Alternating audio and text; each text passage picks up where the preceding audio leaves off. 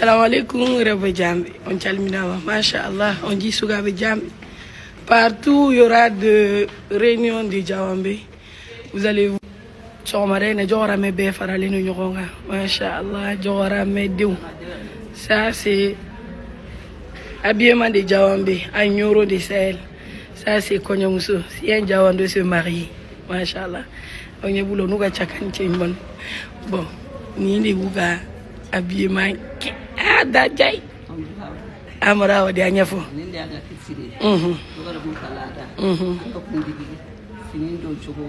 antum sene munundo ni sene nunun to de korowal kany korowal ka sidane afan nim ko digi nunu gurwa akatanda chakel pavil jappere barabe jappere ni balma jappere de ni balma ke be furu kat bu kelen digi nyafe gaji bañe ni de bila ni de anga parler sarabe ni de la ma afle ni fana yanga jala tigi folo la ni jala be siri mo ko nay be ni deke dundo woni le fol yumma tanani yelle foltan ani afile ni churgol deful yummirabe koni anana chakama korowal ma kanye ma korowal ma kalsi. Il faut bien expliquer parce que do beni esugou la rafiri quoi.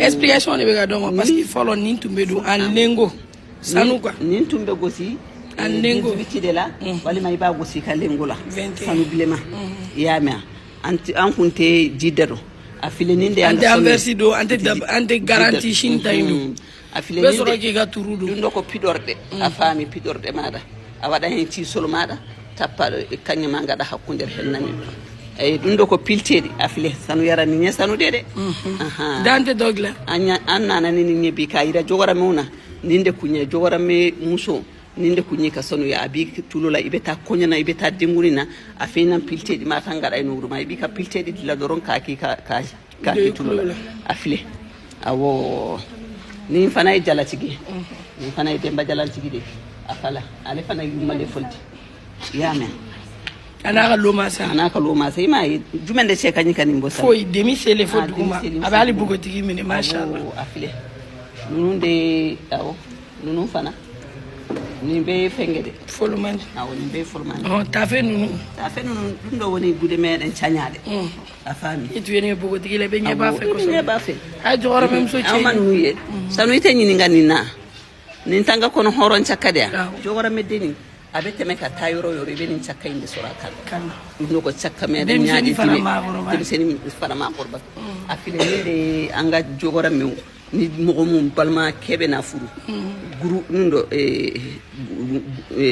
balma muso kun nundo woni jappere barabe o rewbe ni balma muso mo ko tanni balma muso bebe ni ni balma ke ka jamala be don afa ko ni balma muso awo ni de balma muso file balma muso chenyi man ngani kungolo ni te balma muso kun yede tanu ni nyanga folo kunde amba fo guru wakatanga nundo suka mémoire to e mbiya grouwa piidoɗa kanŋe maɗa piidoɗa cisol maɗa hay ñaaƴe dime gaɗa hen a faami afile na jibatola ni fana jibatola inayi foytala ama sanudo ama bukulido machallah femme africain abari afile tay ñuma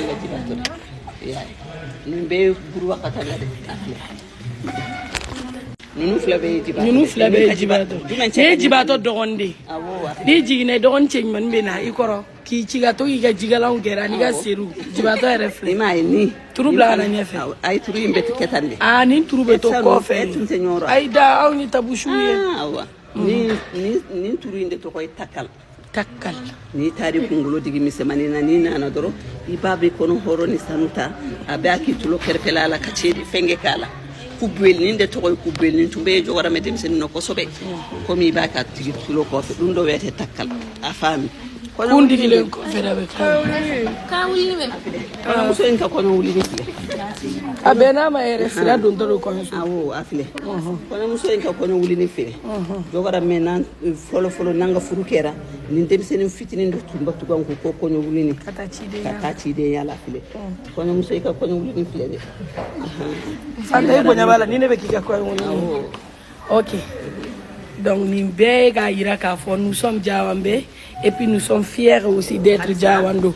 Anana Bamako, mais Amanina Anga Kilchuruko. Ante Fekanina Kofana, donc Amekaïra, Andeuna, Andoronuna. Abana. Ah, Boulambe président Kochogoni, Amara Wadembari. Ami. Aya famille. Aïe, Akona Poulé, Ami. Ami. Amin. La docteur Ochela la on a une affaire vous êtes Jawa.